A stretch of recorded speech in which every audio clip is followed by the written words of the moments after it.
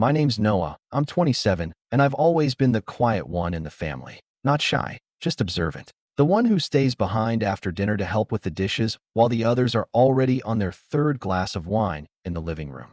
The one who never makes a scene, never raises his voice. The one who everyone forgets to include in group photos. And if anyone ever did remember me, it was usually followed by a condescending smile or a passive-aggressive joke about how low maintenance I was.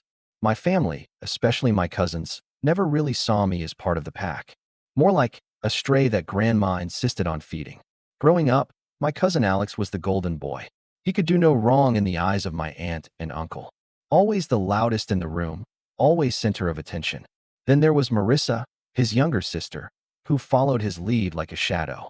If Alex rolled his eyes at me, she laughed. If he ignored me at family parties, she made sure others did too. I wasn't bullied exactly, but I was dismissed, constantly made to feel like I didn't matter. And the one person who always made sure I knew I did matter was Grandma Evelyn. She wasn't flashy or loud. She was gentle, thoughtful.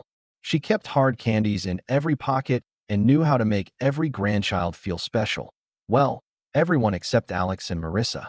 I don't think they ever noticed how Grandma always asked me to help her with her garden, or how she'd save a slice of my favorite peach pie for me even when I arrived late to dinners.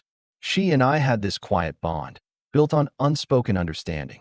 I used to help her set up her iPad, and she'd sit beside me with a cup of tea, smiling like I was the most fascinating person in the world.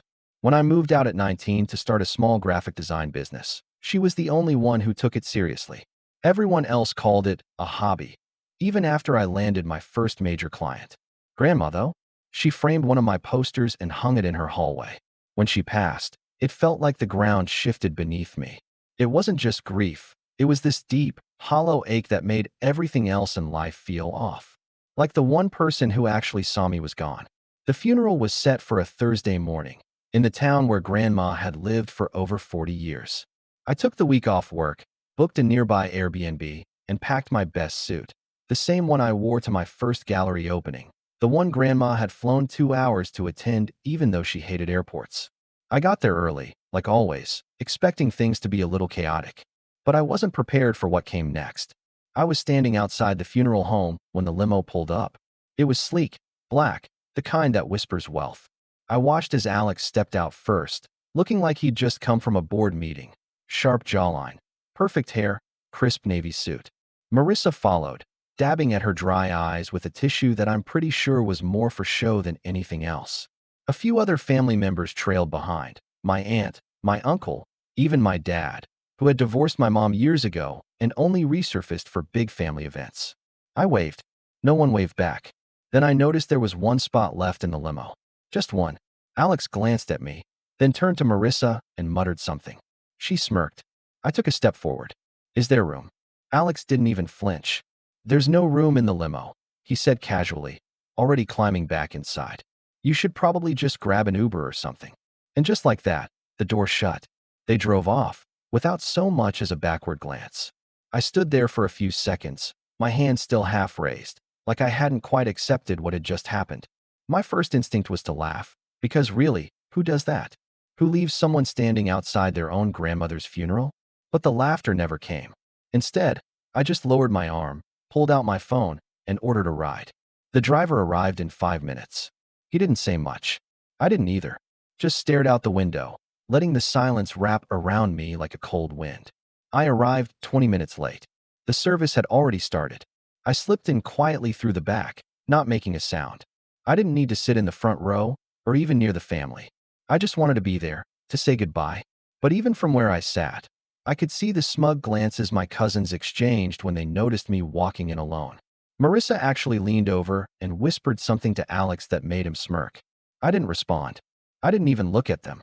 I just kept my eyes forward, hands folded, jaw tight. I said my silent goodbye. I thanked Grandma for every kind word, every soft hug, every time she made me feel like I wasn't invisible. And then I left.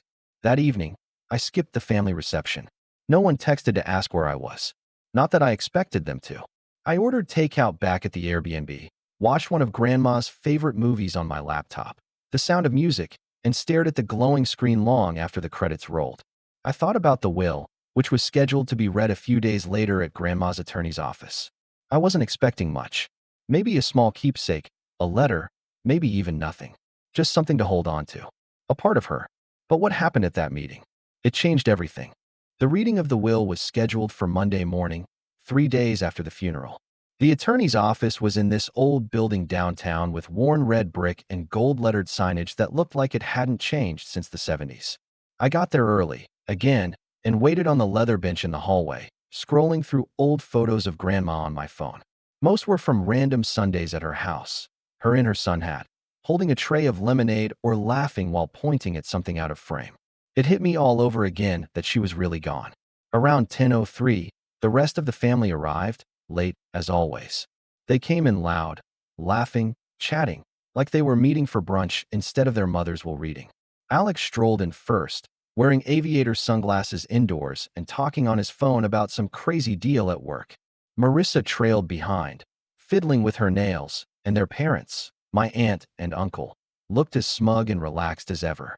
My dad was there too, nodding politely to everyone, though I could tell he felt just as out of place as I did.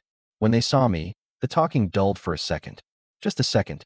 Then it picked up again, as if I were just another piece of old furniture in the room. "Didn't know you were invited," Marissa muttered as she passed me, not even bothering to make eye contact. I didn't answer. I just gave a small nod, like I hadn't heard her, and went back to my phone. But my heart was thudding in my chest. The attorney, Mr. Langley, opened the door and motioned us in. The room was small and lined with dusty law books. A long wooden table sat in the center with folders neatly stacked, a pitcher of water, and a few glasses.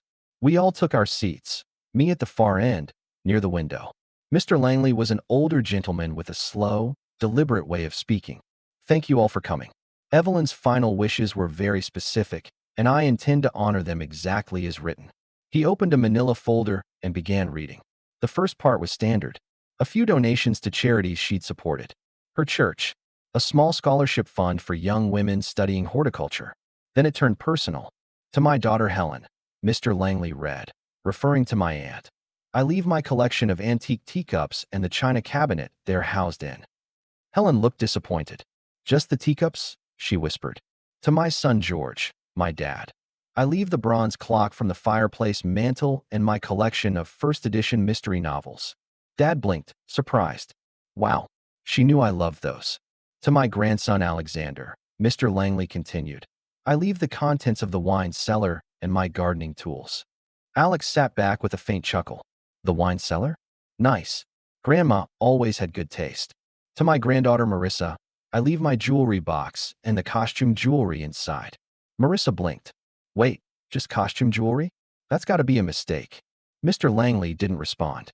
He just turned the page. Then he looked up, directly at me. For the first time, the room got quiet. "And to my grandson Noah," he paused. "I leave the house, all its contents, the remaining savings in my personal account, and full ownership of my stake in the floral business I helped co-found in 1978. The silence that followed was deafening. Alex's jaw dropped. Marissa audibly gasped. My aunt looked like someone had slapped her across the face. I didn't say anything. I couldn't. My ears were ringing. "What?" Alex muttered. "That can't be right." Mr. Langley adjusted his glasses. "It is.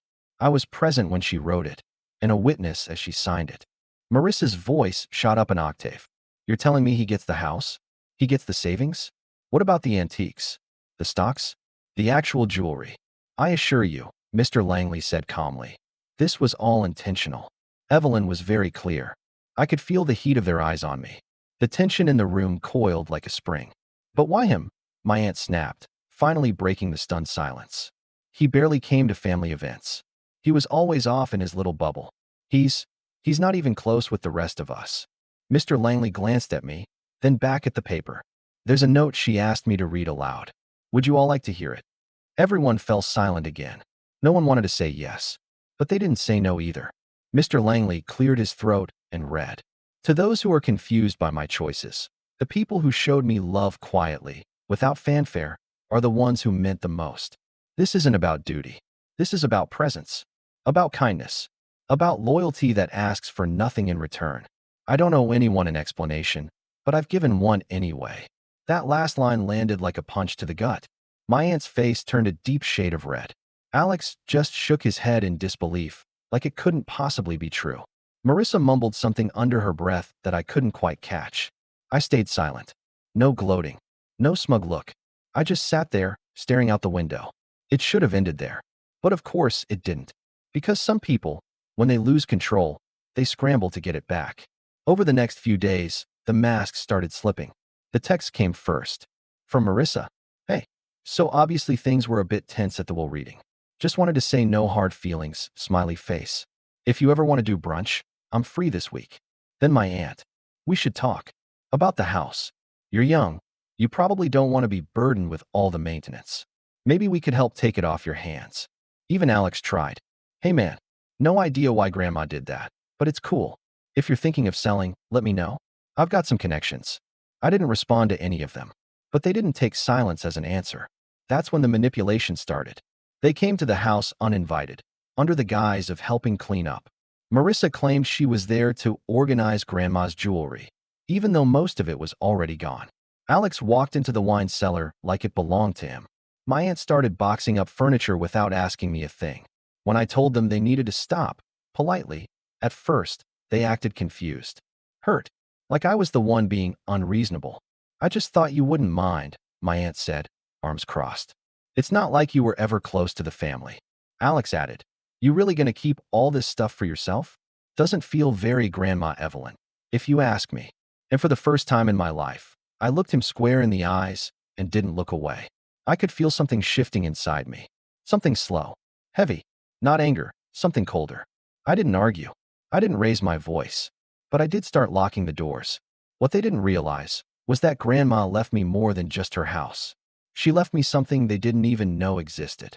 And once I understood what it was, the plan started forming. Quietly, just like everything else I'd ever done.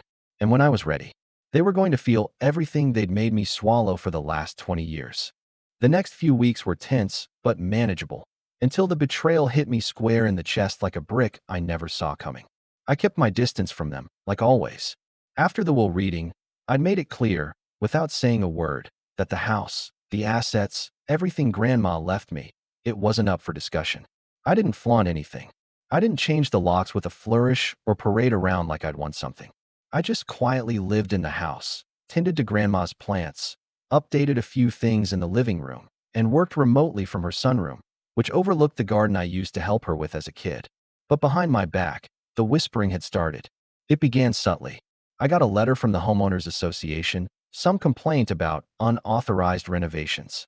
Then, my electricity mysteriously got cut off for a day due to a change in billing info. When I called the utility company, they said someone claiming to be the new owner had called in and switched accounts. I had to send in proof that I was the legal owner. They apologized, reinstated my account, and that was that. Or so I thought. Then came the real gut punch. One afternoon, I was working on a branding mock-up for a client when I got a call from the florist company Grandma had co-owned for decades, her pride and joy. The company that still bore her name on the sign, Evelyn and Bloom. She'd left me her stake in the business, something I hadn't even touched yet, since I was still processing everything else. But I was planning to soon. Grandma had always wanted me to use my design skills to help modernize their branding and digital presence, and I was finally getting ready to step in. Hi, this is Claire, said the voice on the other end. She was the shop's manager. I just wanted to double-check something. We got a call from Helen today, your aunt, and she said you decided to give up your shares in the business and pass them back to the family for safekeeping. Said she'd be signing the paperwork soon. I froze. What?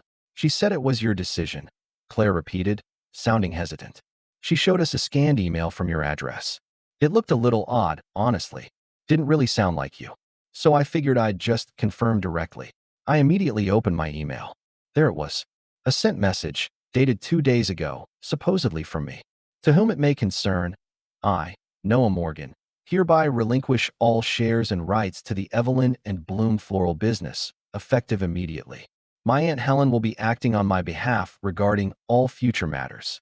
Please comply with her instructions as needed. Sincerely, Noah. Except, I didn't write that. I never sent that email. My hands started to tremble. The name on the sent from field looked right, but something about the formatting was off. A closer look revealed it wasn't even my email address. just one that looked similar, with an extra period and a fake domain. Someone had spoofed my identity. They're trying to steal the business, I whispered, barely believing the words coming out of my own mouth. Claire's voice softened. I thought it didn't seem like you. I didn't want to make assumptions, but thank you for calling me, I said. Please don't accept anything from her. I'm going to get this straightened out. I hung up and sat in complete silence for a long, long time. That was it. It wasn't just disrespect anymore.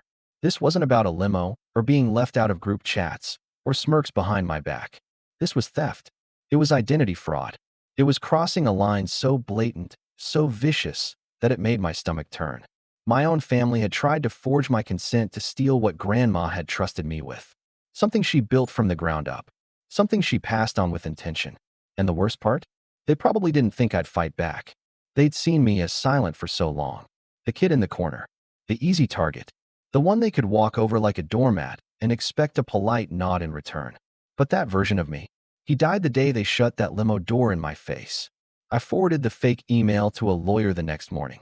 I'd hired one, quietly, right after the will reading, just in case. Mr. Gordon was sharp, no nonsense, and extremely efficient. He didn't blink when I explained what happened. This is forgery and attempted fraud, he said matter-of-factly.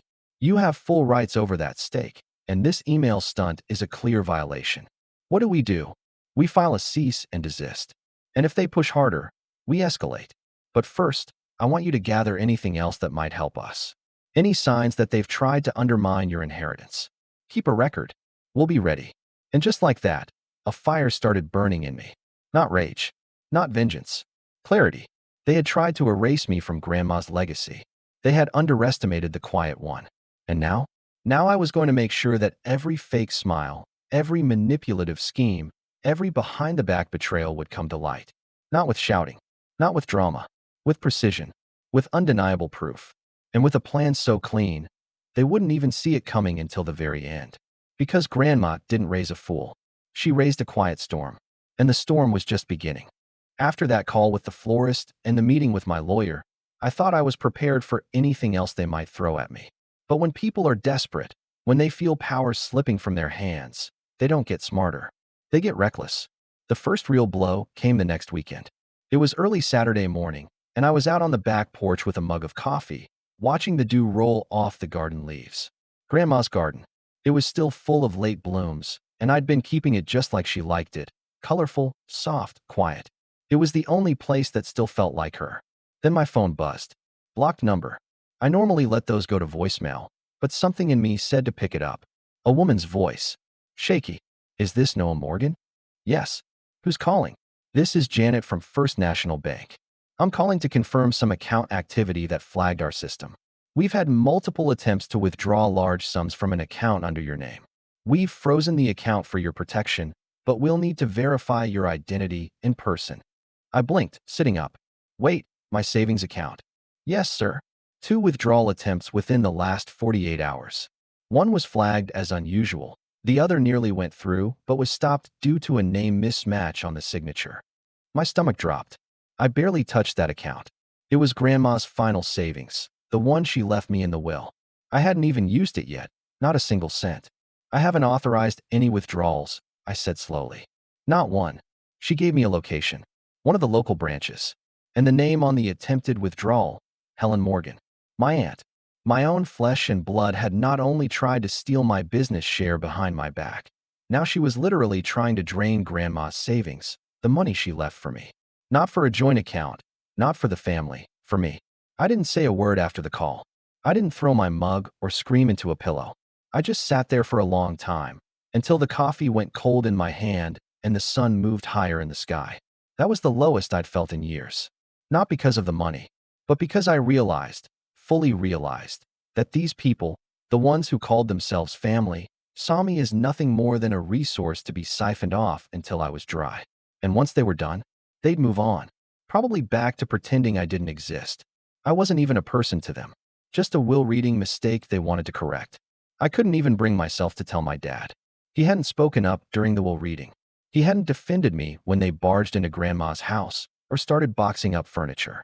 Maybe he didn't know how. Or maybe he didn't want to rock the boat. But either way, I didn't have him in my corner. Not really. For a couple of days, I drifted. I didn't leave the house much. I barely ate. I'd sit in Grandma's reading nook at night with her old shawl still draped over the chair, letting the silence settle over me like dust. Everything felt heavy. Wrong. But in that silence, something started forming. Not anger. Resolve. I stopped looking at them as people I needed approval from. I stopped trying to protect their feelings. That phase was over. Completely. I had always believed in taking the high road. But the high road doesn't mean standing still while others drag your name through the mud and loot your legacy. I started documenting everything. Emails, voicemails, the forged bank activity, photos of the cleaning sessions they conducted in the house without my permission. I scanned old texts from Marissa, especially the ones where she hinted I was too fragile to handle the pressure of inheritance. I found an old voicemail from Alex, back when Grandma was in hospice, laughing about how she probably wouldn't even remember where her will was. I created a folder called Evidence on my desktop. Every night, I added to it. Then I started meeting with Mr. Gordon more frequently. We drafted a cease and desist letter with real teeth. We reviewed the bank's internal logs and flagged the forged withdrawal attempts as potential fraud. I filed a report with the police, quietly. Helen wouldn't be arrested overnight, but the record would exist. A paper trail, one she wouldn't see until it was too late. I also reached out to Claire again at the florist shop and asked for a full record of communications from anyone claiming to be representing me.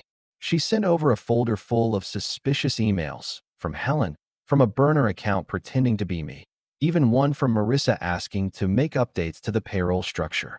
They'd been planning something bigger than I realized, not just grabbing the house or the money.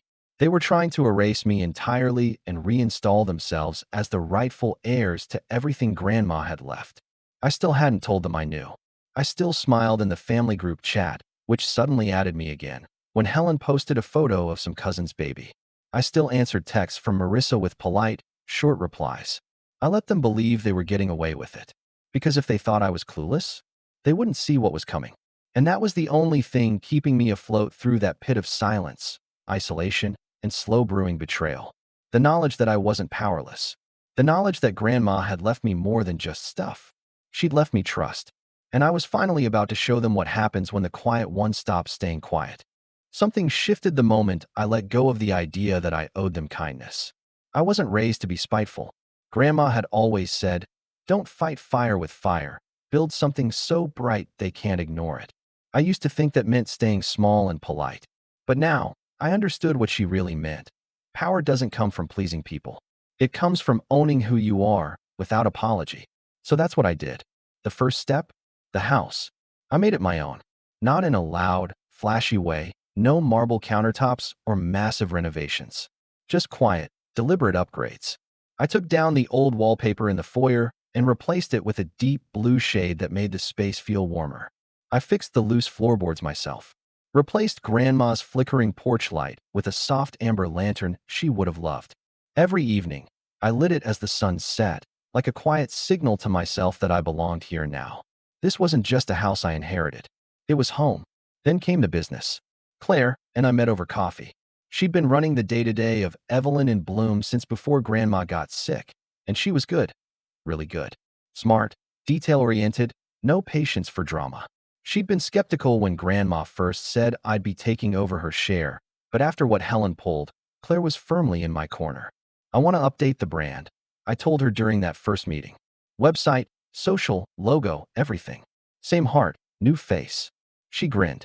"You're the designer, right? Let's do it." Over the next month, I poured myself into it. I rebranded Evelyn and Bloom with a soft modern palette, hand-drew a new logo based on one of Grandma's favorite flowers, and built an entirely new website with online ordering, same-day delivery options, and a weekly blog showcasing bouquet styles. Claire handled logistics. I handled visuals. Sales doubled in 6 weeks. We started getting orders from out of state. A local wedding planner featured us in a spread. A home decor Instagram account shared our bouquets in a post that went viral.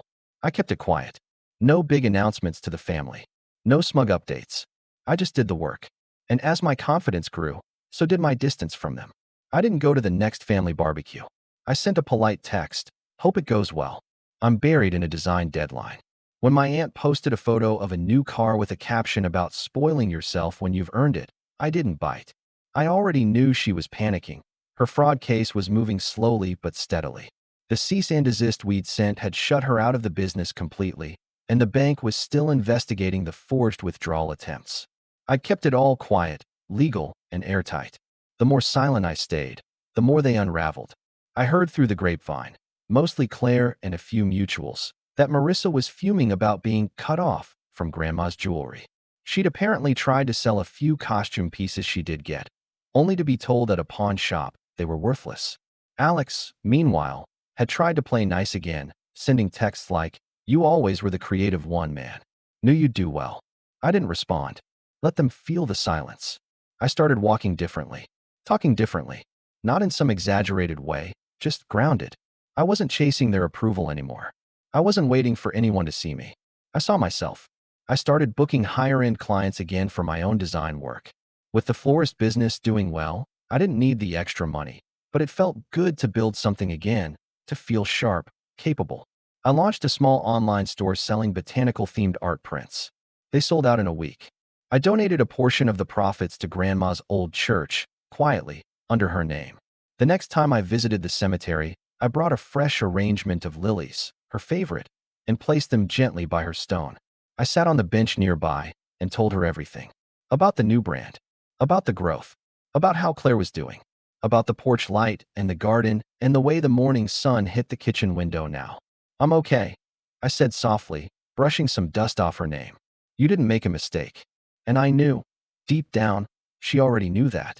By the end of that month, Mr. Gordon had compiled enough evidence to push forward on multiple fronts.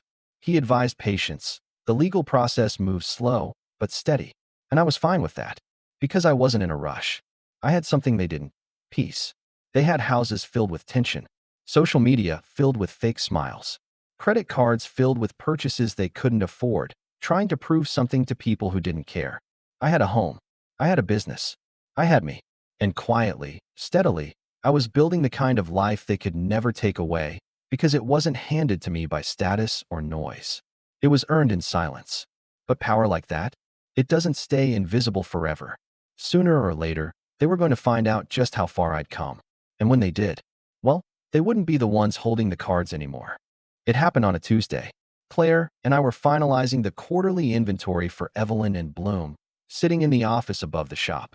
Sunlight poured through the old, flower-dusted window panes, the air tinged with lavender and eucalyptus. Business had been steady, better than steady, and the holiday season was coming up. We were planning a full line of gift boxes, limited edition arrangements, maybe even a pop-up stall at the winter market. "I found something you might want to see," Claire said, closing her laptop with a click. She reached for an envelope on the corner of her desk. "It's from a real estate agent. Came in the mail addressed to the shop, not you directly. Strange thing is, it's about your house." I raised a brow. What kind of real estate agent? The kind who doesn't check ownership records before making bold offers. I opened the envelope and scanned the letter inside. It was from a company called Greenfield Acquisitions. Sleek branding, professional language. And right in the second paragraph, it said, "As discussed with Helen Morgan, we understand the property at 14 Rosewood Lane is part of a family estate currently being evaluated for sale." I stopped reading. Helen again. She was trying to sell my house behind my back. I clenched my jaw. She hadn't just tried to steal Grandma's money. She hadn't just tried to forge away my business shares. She was actively shopping the house around to developers, assuming I wouldn't catch it. Or worse, that she could still convince someone that she had control over Grandma's estate. I looked up at Claire. She's still pretending it's hers. Claire nodded. But she slipped. These letters? Paper trails. This company will have logs, emails, meeting notes. And just like that, a door cracked open in my mind. Because I knew something Helen didn't. A few weeks earlier, Mr. Gordon had mentioned that the fraud and forgery cases we were building, the email scam, the bank withdrawals, the fake business documents, were solid, but slow. The legal system crawled. But if we found intent, if we could prove premeditated action with financial incentive, that changed everything. "This might be what we needed," I murmured, reading over the letter again. "Proof she's actively trying to profit off my inheritance." While under investigation, I scanned the signature, a name, Thomas Vicks, Senior Acquisition Agent. Then I noticed a date and time for a scheduled property evaluation walkthrough, written in small print at the bottom. Friday, 11 a.m. At my house. I stared at the letter. She'd actually scheduled a walkthrough. Without asking. Without checking. Without permission. She was sending a developer to my front door to walk through my home like it was a product on a shelf. That was the final piece. I wasn't just going to stop her. I was going to use her own greed to expose everything. By Friday morning, I had everything set. I called Mr. Gordon and filled him in. He agreed. This was the moment to act.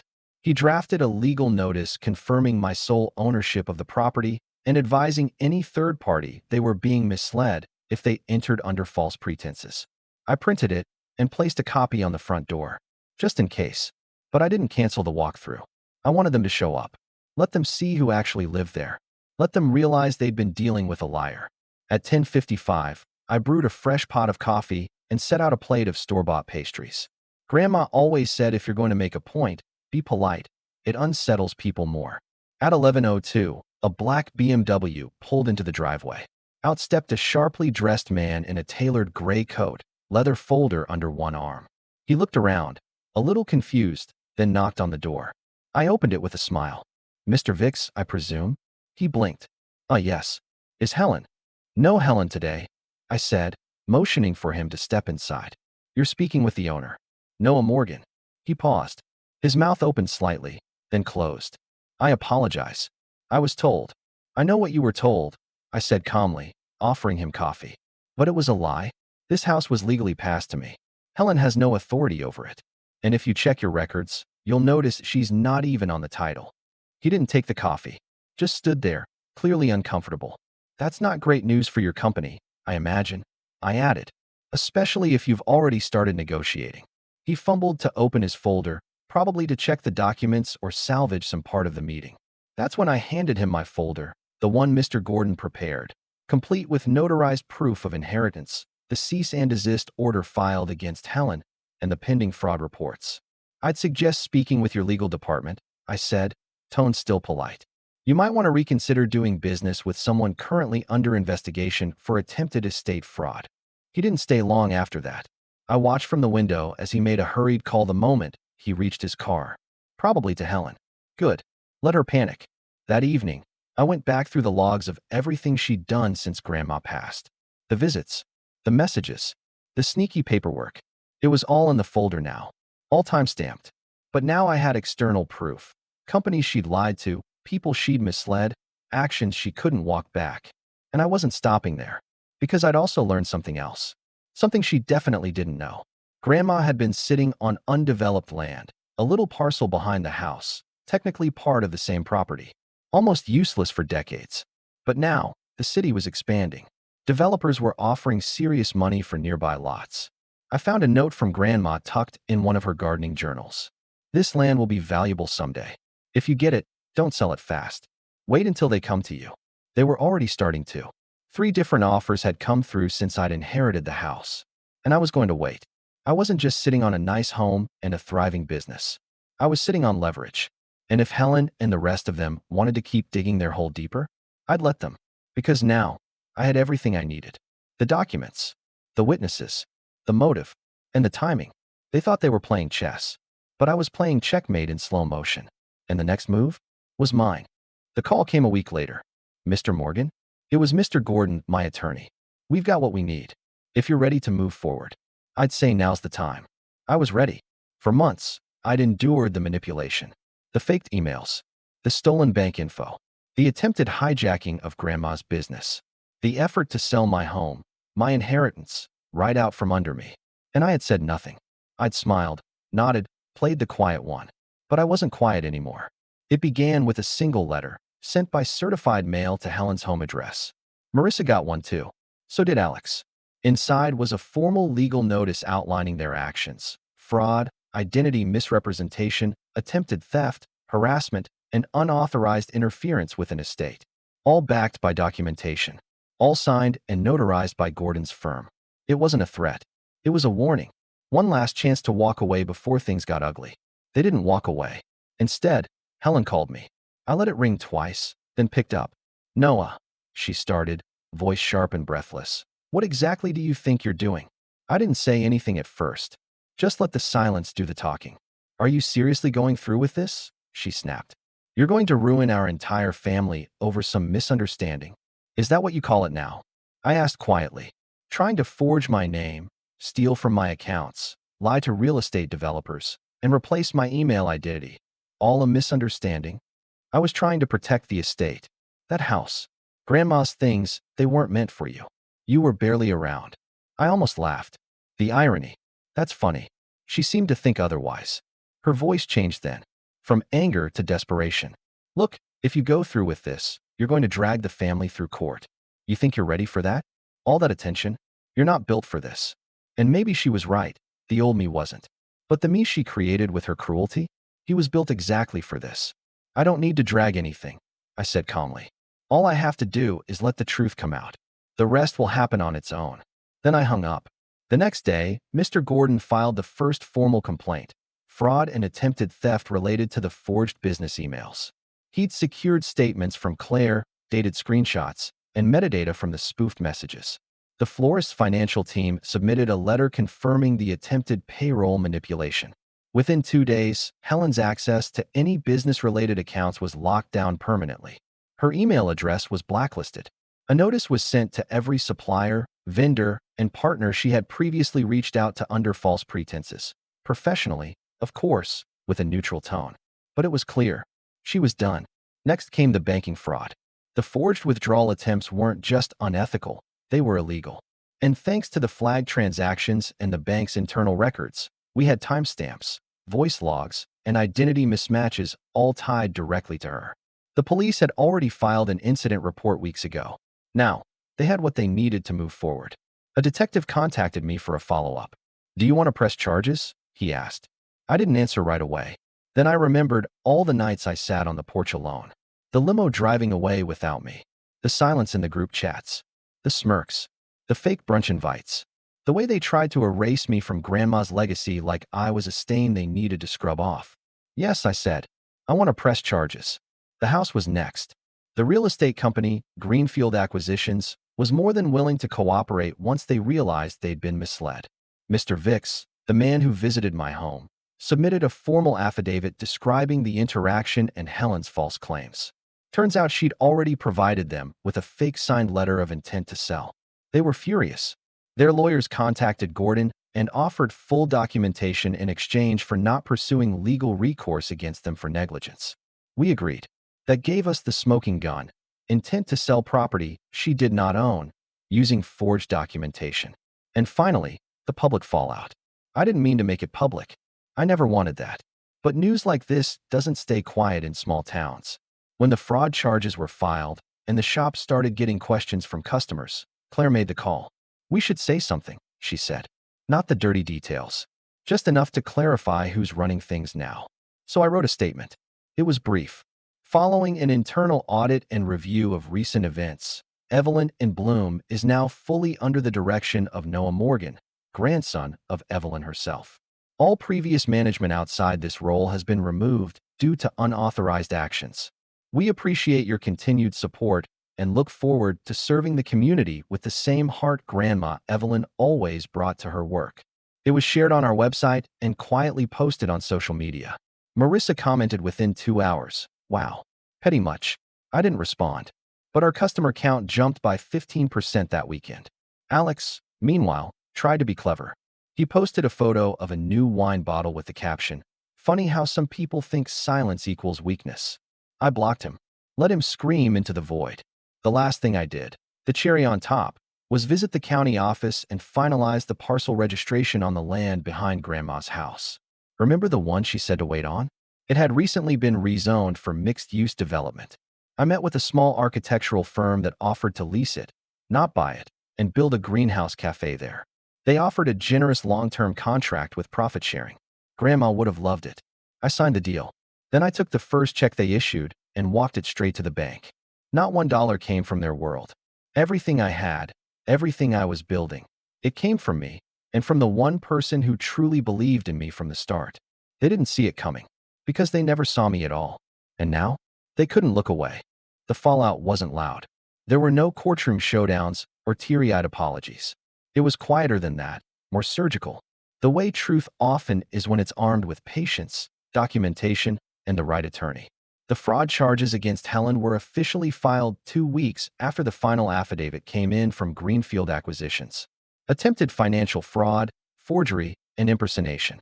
Nothing flashy enough for the evening news, but enough to show up on a background check. Enough to lose her the part-time bookkeeping job she'd clung to. Enough to freeze her credit temporarily and disqualify her from applying for a business license again. She tried to downplay it, of course. Claimed it was a misunderstanding, a technical error. But when friends started asking why she hadn't shown up at her volunteer committee or why she wasn't involved in church fundraisers anymore, the cracks showed. People talk in small towns, and they remember. Marissa fared no better. She was working with a boutique marketing firm in the city, a job she bragged about at every family gathering. Turned out, they weren't thrilled to discover her name tied to an ongoing fraud investigation. Even if she wasn't officially charged, her connection to the forged business emails and attempted payroll tampering was enough to get her let go quietly. She posted vague Instagram stories about haters and betrayal, but her polished influencer smile didn't quite reach her eyes anymore. As for Alex, he tried to keep his hands clean throughout, pretending none of it involved him. But I wasn't interested in punishing him. Life had its own way of handling people like him. He over-leveraged his lifestyle. Fancy condo, leased car, always chasing something shinier. When word got around about the legal drama involving his family, a few of his high-net clients pulled their investments. Quiet exits, no drama. Just fewer phone calls, fewer meetings, fewer invitations. He messaged me once more. Guess you got what you wanted. Hope it was worth blowing everything up. I left it on read. Because the truth was, I didn't blow anything up. I just stopped fixing what they kept breaking. Grandma's house was peaceful now. I kept the garden alive, planted a new section with the first check from the cafe land deal. Lavender and honeysuckle. The porch light still clicked on every evening. The smell of fresh flowers still drifted through the hallways. The florist shop flourished.